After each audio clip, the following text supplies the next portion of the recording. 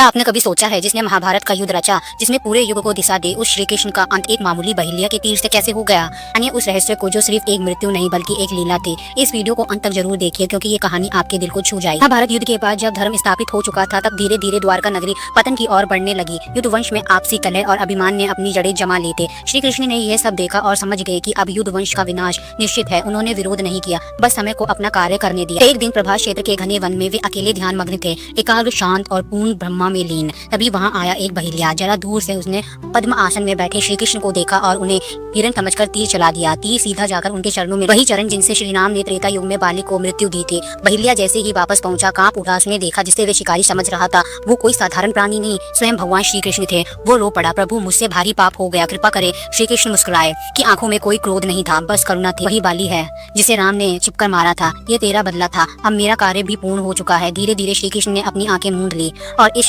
नश्वर देह को त्याग दिया। वे क्षण जैसे संपूर्ण सृष्टि के लिए मौन बन गया। धरती थरथरा उठी, वृक्ष झुक गए, आकाश गूंज उठा। हरिओम। उनके जाने के कुछ समय बाद समुद्र उठा और संपूर्ण द्वारका नगरी को लील गया। वह पावन भूमि जहाँ श्री कृष्ण ने अपनी लीलाएं रची वह जल में समा गई। एक युग का अंत हो गया, परंतु ये अंत नहीं था, ये तो एक पूर्णता थी, एक कर्म चक्र की समाप्ति। श्री कृष्ण का अंत एक साधारण तीर से नहीं बल्कि उनके जीवन के हर कर्म के पूर्ण होने से हुआ। इसने जीवन भर धर्म को जिया और सिखाया, उसका अंत भी धर्म के नियमों से ही हुआ। कहानी से हमें ये सीख मिलती है कि जब स्वयं ईश्वर भी इस धरती पर आते हैं तो वे भी स्वयं कर्म धर्म के नियम से बंधे होते हैं। श्री कृष्ण की मृत्यु नहीं, एक लीला थी जो जीवन को समझने की गहराई सिखाती है।